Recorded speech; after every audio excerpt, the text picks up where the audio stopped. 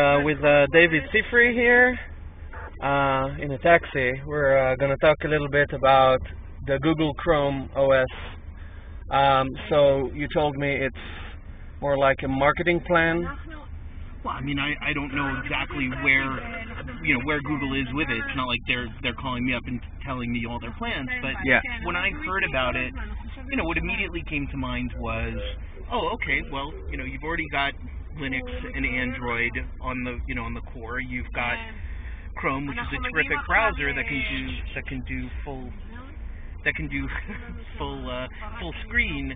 And, it just sort of reminded me back in the 1990s when it was Larry Ellison and Scott McNealy and, the Netscape guys all getting together and saying, hey, we're going to go after Microsoft with the Web OS and, the network is the computer and, the cheap network computer stuff that Ellison had. And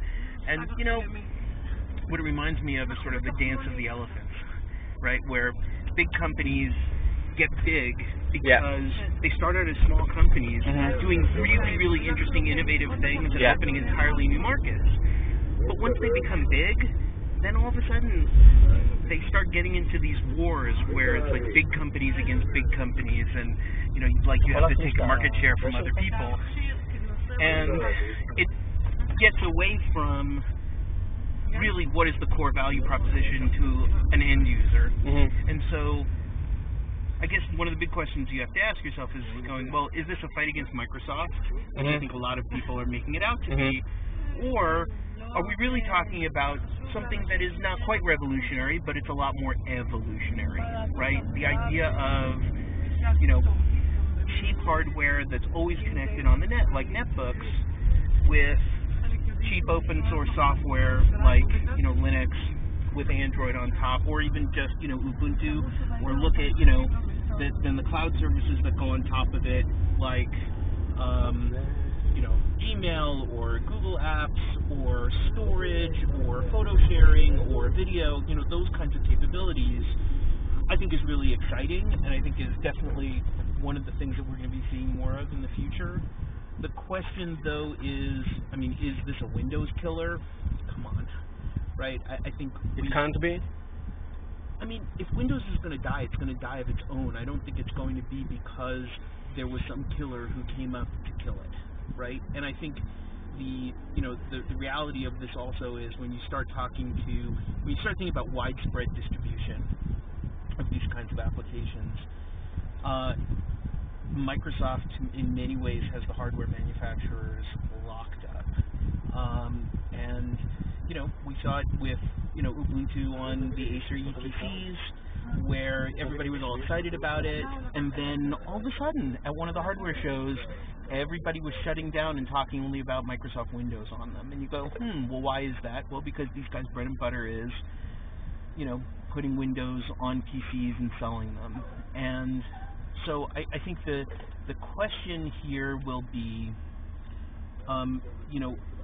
is it going to come from the more traditional PC manufacturers who already have a significant interest and deep relationships with Microsoft on, They just signed. Google just signed with all the companies you mentioned. It's interesting. So, and I think this is actually where Google has, can really exert some power and be able to do something interesting.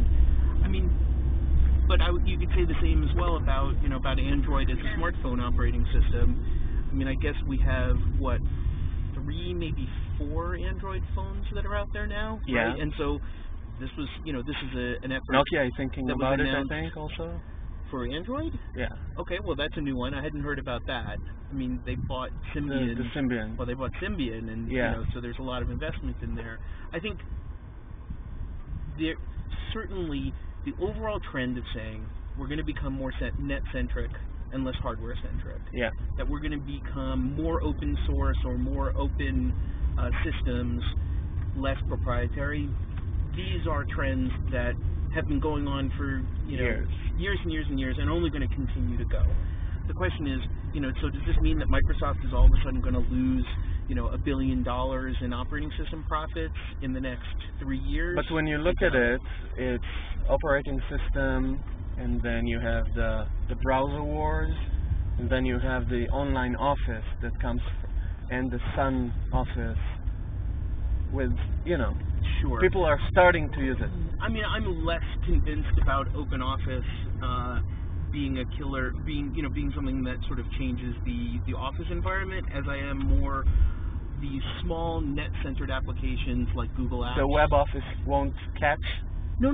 So I think what I'm much more interested in is sort of web-based software and less interested in desktop-based software, right? So I look at StarOffice and OpenOffice and all of those guys, and they'll go web at some point. Right, but fundamentally, I think it's still thinking about the web. It's still thinking about the application in an old paradigm of I have a computer and it's running software, and it has to, it has all these proprietary features. And the reality of the matter is, like when I think about what we use at Offbeat Guides, sure, we still have Microsoft Office around for when we're communicating with our lawyers or we're doing a complicated spreadsheet that really needs to have Excel that you're going to be sending around to a lot of other people. But we use Google Apps. Yeah. We use, we basically share documents on the web. And the beauty of that is, first of all, so I can go to any computer anywhere, and I can be here in Israel and be able to be connected and always have the most up-to-date software and always be looking at the most up-to-date version. And, the 90% of the stuff that I do, it totally covers. Yeah. And so, yeah, sure, for the other 10%, I can use the higher-end software. Great. And it's not like desktop software is going to go away, right? If I really need to do high-end photo editing, Photoshop is there and it's great and it's a piece of desktop software. But like if I just want to share some photos with people, I can upload it to Flickr or to any one of these different, Facebook, whatever. And I think for most people it's good enough. And I think those are the kind of key points that I'm looking at. It's not, is this a feature by feature improvement over Microsoft Office? Because, Microsoft can spend loads and loads of time and just throw more and more stuff into the application suite. Yeah. But what I look at more, and it's not even the cost, right? I mean, spending $400 or whatever it is to get an Office license, once you do it, it's done. Yeah. But what I look at is, so what's the IT cost overall of like having to deal with bugs and issues and compatibility problems and multiple operating systems? What's the flexibility cost in terms of, if I'm working with a freelancer, it's really easy for me to share a document with them on Google Docs and have them go and edit and update and work on it. And, I get it back and I can even collaborate with them online across the internet and work on different parts of the document together. Like that, to me, from a collaboration perspective, which is a very net-centric view as opposed to a desktop-centric view, that's actually where the shift really occurs.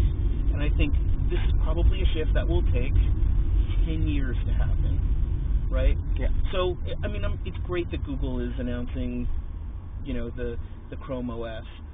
I think that's also a great marketing spin on, on sort of a fundamental, slower evolutionary trend that's been going on over the last 3 to 5 years. People were waiting. Yeah, and you've had, like Tariq Krim, who did Jolly Cloud, right, which he showed me really early alphas of it, and, I've been watching it grow and progress, and I think he's blazing a trail there, right?